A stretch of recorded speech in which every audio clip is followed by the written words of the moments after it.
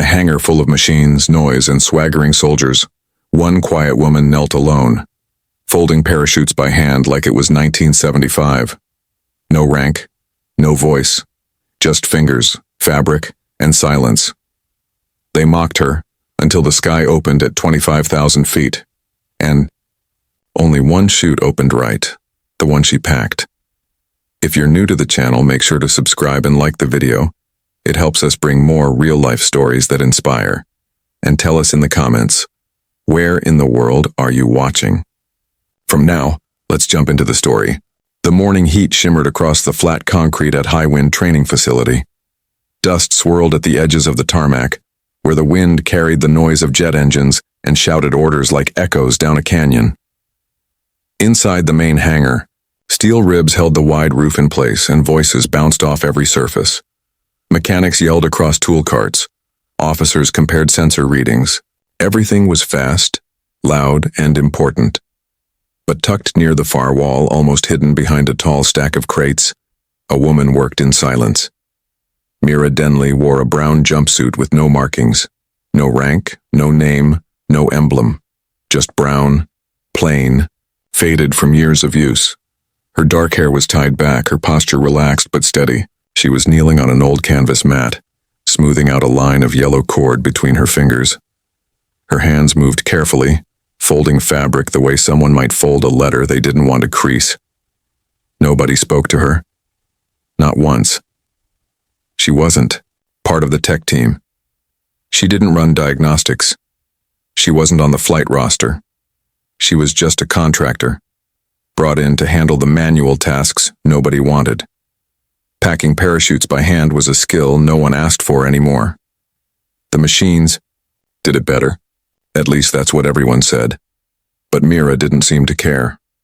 Her fingers tugged gently at the risers, aligning seams with quiet confidence. She worked from memory, not manuals, from feel, not data. Every fold was precise, every coil tight. The old way, a forgotten way. Across the hangar, the new generation prepared for their Halo jump evaluation.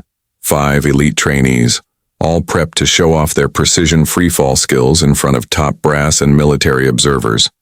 Their instructors barked orders, checked gear, and calibrated the machines that packed their chutes in under 3 minutes each. No one noticed Mira, at least, not until Lieutenant Joss Marin swaggered past. He was tall, fit, with the energy of someone used to being the center of attention. His jumpsuit was crisp and his helmet gleamed under the overhead lights. A crowd of junior officers laughed at his jokes as he tossed a chute bag casually in the air. Then his eye caught the quiet figure by the wall. "Oh, look," he said loudly. Vintage rigger mode activated. A few heads turned. Mira didn't. Marin grinned and strolled over. "Hey, mystery lady. You think that hand-folding stuff still works, or is it just for display?" She said nothing. Her fingers didn't stop moving. Taking it further, he dropped his chute bag onto her mat with a thud. "Let's test it, huh? You pack mine. Old school." One of the instructors nearby chuckled. "She probably folds her laundry the same way." Mira reached for the bag, checked the tag, and unzipped it.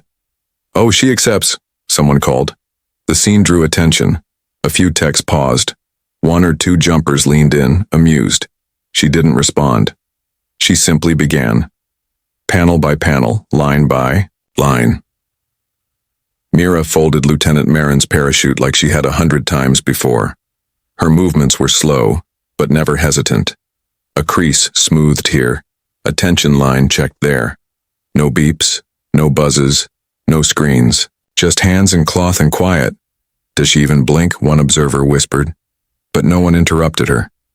Maybe they were waiting for a mistake. Maybe they were just curious. Mira completed the final fold, tied the last loop, and zipped the pack shut.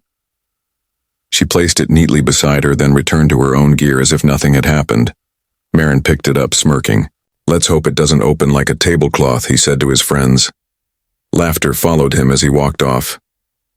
Mira's face didn't change. Her hands simply reached for the next chute. The machines behind her continued their hum, hissing and clamping and printing approval tags. but the cord she held still held a tremble. Not from fear, not from anger, from memory. That night, after the hangar emptied, Mira stayed behind. She worked without the lights overhead, only the lamps above. Her mat glowed. She repacked one more chute. No one watched, no one knew, but she did it anyway, because someone would jump tomorrow, and one chute might need to open just right. The sun had barely risen over the mountains when the C-470 transport aircraft rolled onto the long runway at High Wind Training Facility. Its engines rumbled deep and loud, a sound that made the ground itself seem to hum. The inside of the aircraft was packed tight. Steel benches, gear crates, oxygen tanks, and 5 jumpers suited in black, high-altitude flight suits. Mira Denley sat near the rear of the plane, quiet as ever, strapped in beside a crate marked non-essential cargo. Her headset buzzed lightly in her ears, but no one spoke to her. Her name wasn't on the jump roster. She had no clipboard, no briefing, just the same brown jumpsuit and the same calm expression. She had packed one chute by hand the night before, and that chute was now strapped to Lieutenant Joss Marin. He sat near the front, helmet resting on his knee, laughing with 2 of the other jumpers. "Told you," he said with a grin. "If it opens like a pair of curtains, I'm suing the museum."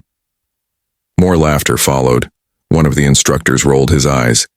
"Just stay stable and don't hit the comm tower this time." "Copy that, boss," Marin said, giving a mock salute. As the aircraft climbed, the cabin filled with the sharp hiss of oxygen masks and quiet chatter over headsets. The green-lit screens above the door showed their altitude rising. 5,000 feet, 10,000, 15,000. At 25,000 feet, the cabin chilled. Breath fogged inside masks. The air felt thin, even inside the pressurized shell. The team ran through final checks. Harnesses clicked, gloves tightened. Mira stayed still, her hands resting on her knees. She stared straight ahead, but her mind was back on the mat, back on the folds, back on the yellow cord she had knotted with careful tension. Her fingers moved slightly as if replaying the motions. Then came the call. 2 minutes to drop. The red light above the ramp flashed once. Each jumper stood one by one, moving into position. Their visors lowered. The noise of the wind grew, louder as the rear ramp began to open, spilling daylight and thin air into the cabin. Mira didn't move. She had already done her part. The ramp turned green. The first jumper leapt. Then the second. Then the third. Lieutenant Marin was fourth. He gave a thumbs up to the loadmaster, stepped to the edge, and dropped. Then the fifth and final jumper followed. The cabin emptied. Mira leaned back against the bulkhead and watched the open sky vanish. As the ramp closed again, the aircraft began its descent. Her headset crackled with voices from the ground station. All jumpers away, tracking descent.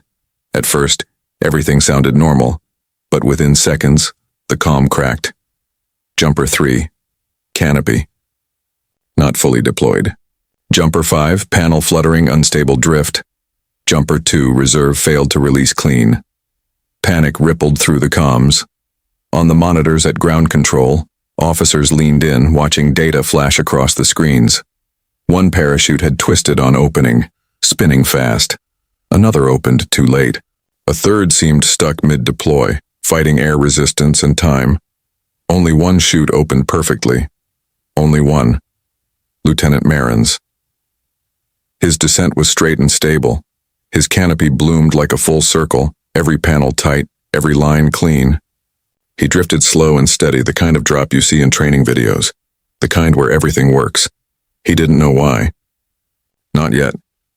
But Mira did.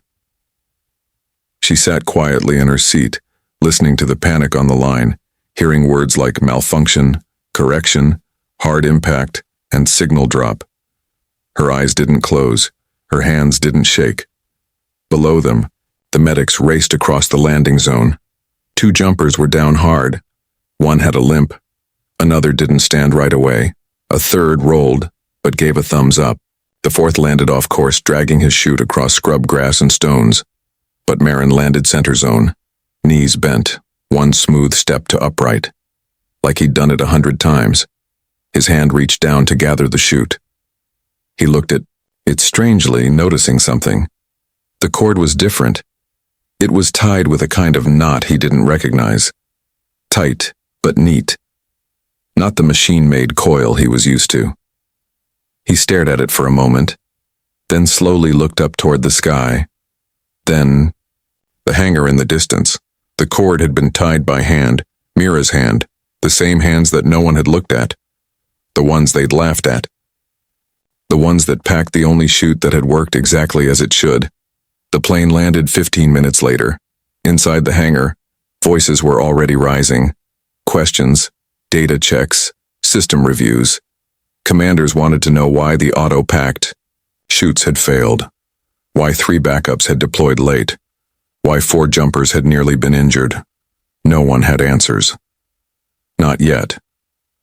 But Mira stepped off the plane with the same quiet steps.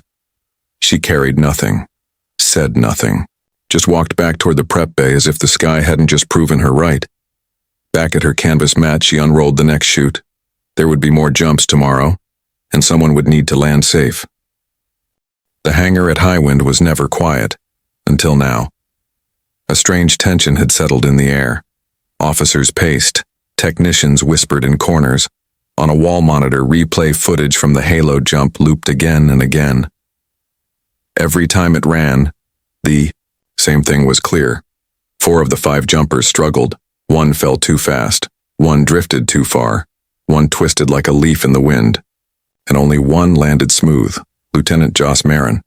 His chute had opened clean, steady, just the way it should, and it wasn't packed by a machine. That's what had everyone talking. Inside the command office, Major Halden Ross, the base's head of air operations, stood beside a table of equipment logs and inspection sheets. He was a serious man, sharp lines on his face, gray at the temples, and always 10 minutes ahead of everyone else. But now, even he looked puzzled. This ID code, MP7? He asked, tapping a highlighted line on the manifest. That's the pack identifier, replied Tay Belden, a young rigging apprentice who'd stayed behind after the jump to help review the data. Tay had noticed something odd. Marin's chute had been tagged differently. No software log, no machine sequence. Who packed it? Ross asked. Tay hesitated, then handed over a small form, hand-signed with the initials MD. Manual entry. Tay said quietly. Packed by Mira Denley. Ross raised an eyebrow. The contractor? She's not just any contractor, Tay added. Sir, I watched her fold that chute. She doesn't use computers or auto guides. She knows the fabric like it's alive. Across the room, another officer entered. Ren Arlo, head of tech and systems engineering. He carried a tablet filled with diagnostics and software checks. Autopack logs came back, he said. Same batch used on the others. All machines passed the last check. Then why did 4 of them go wrong? Ross asked, not hiding his frustration. Ren shrugged. We're digging. Might be sensor calibration. Wind shear didn't help. But one thing's clear. Only the manual chute worked like it should. The room went quiet. Ross folded his arms. Where is she now? Still in the prep bay, Tay said. She hasn't left since the flight. Meanwhile, back in the far end of the hangar, Mira knelt on her canvas mat. She was packing another chute. Same careful rhythm, same quiet space around her, as if none of the day's chaos had touched her. Her hands moved with calm certainty. Each fold sat perfectly aligned. The yellow cord lay beside her like a familiar friend. She wasn't rushing. She never rushed. She placed every corner of the fabric exactly where it needed to be. Not because she had to, but because she knew what each one meant. At the edge of the bay, a figure stood watching. Lieutenant Marin, helmet under his arm, he said nothing for a long time. Just watched her work. He hadn't seen her since landing. He hadn't said thank you. Honestly, he hadn't even thought she could be the reason. He was still standing upright. But the knot at the base of his chute had stuck in his mind. It wasn't standard. It wasn't machine-made. It was something else. He cleared his throat. She didn't look up. I didn't know, he said. Didn't realize it was your pack. I thought, It was just a joke. I didn't mean, still. She didn't stop folding, and honestly, he didn't expect her to. Behind him, Tay arrived holding a tablet. Lieutenant, we confirmed it. Yours was the only chute packed by hand. All others had mechanical faults. Marin looked at the chute Mira was now folding. I didn't trust it, he admitted. Didn't trust her. Thought she was just some ghost from a different time. She was a senior rigger, Tay said. Years ago, special division. You can still find her name in the old manuals. Marin blinked. Seriously? Tay nodded. She helped write them. Mira finished the last coil and closed the pack gently. She tied it with the same strange knot, pressed it once, and stood. Only then did she meet Marin's eyes. He opened, his mouth to say more, but nothing came out, and she didn't wait for an apology. That afternoon, Ross held a closed-door meeting in the command center. Mira was called in. She walked in simply, hands at her sides, no clipboard, no folder. Her jumpsuit was still clean, though the knees were dusted from hours of kneeling. She took the chair in front of the screen without being told. Ross looked over her file. Her history read like a legend. 15 years of rigging, top field certs, special ops deployment, 0 chute failures, but no rank now, no uniform, just Mira. We saw your work, he said. It saved someone today. Mira gave a small nod. Why didn't you tell us who you were? She looked at the screen, where Marin's descent played in slow motion. I didn't need to, she said. The fold speaks for itself. The room stayed silent. No one knew what to say. Finally, Ross spoke. We'd like you to lead the rigging division. Mira blinked once as if surprised, but not because of the offer, just that it took this long. If it means fewer failures, she said, I'll teach. He nodded. She stood, gave a quiet nod, and turned to leave. But before she exited, Marin stepped aside to let her pass. She paused. He said nothing, but she looked down at the pack in her hands. Her knot, her signature fold. It had done what no machine could, and now, maybe others would learn it too. The hangar at High Wind felt different. No drills echoed through the rafters. No machines clicked or beeped. The usual soundtrack of boots, laughter, and commands had gone quiet. It wasn't silence of confusion anymore. It was silence of focus, of respect. Rows of folding chairs filled the floor, stretching from the wide cargo bay doors to the edge of a worn canvas mat. Every seat was taken. Instructors, cadets, techs, officers. Even the engineers from the autopack station sat quietly, hands folded, eyes forward. The parachute machines were shut down. On the walls, large screens showed diagrams, 2 side by side. On the left, the modern automated packing guide. On the right, a hand-drawn diagram from an old field manual. Different methods, different eras, but one had worked when it mattered. Mira Denley entered from the far end of the hangar, just like always. Same jumpsuit, same steady pace, same calm expression. She carried a single chute bag under her arm, folded tight and clean. She didn't glance around, didn't nod or speak. She walked to the center mat, placed the bag down and knelt. No announcement was made, no introduction needed. Everyone knew. Her hands moved with the same precision as they always had, pinching fabric, smoothing nylon, aligning each line. She tugged tension into the cords by feel alone, guiding the folds with care. The only sound in the hangar was the soft shuffle of material and the occasional creak of someone shifting in their seat. In the front row, Lieutenant Joss Marin sat straight-backed, watching closely. He didn't smile. He didn't speak. He just followed her hands like they were writing a story he wished he'd read sooner. She reached the middle fold and shifted her weight. Her fingers looped a line and tucked it into place. Behind her, a young rigger scribbled notes, though the most important parts couldn't be captured on paper. At the edge of the chairs, Major Ross stood quietly. His usual commanding posture was still there, but today, his presence was softer, respectful. The final panel was tucked. The chute was ready. Mira stood, pressed the bag flat, tied it shut, and stepped back. Then she said nothing. The silence held for 10 full seconds. Finally, Ross stepped forward and turned to the group. "This," he said, "is the standard from now on." No applause followed. No one clapped. Because this wasn't a celebration. It was a recognition. The moment wasn't about honoring Mira. It was about understanding her and what she had done. Over the next few weeks, everything at High Wind began to change.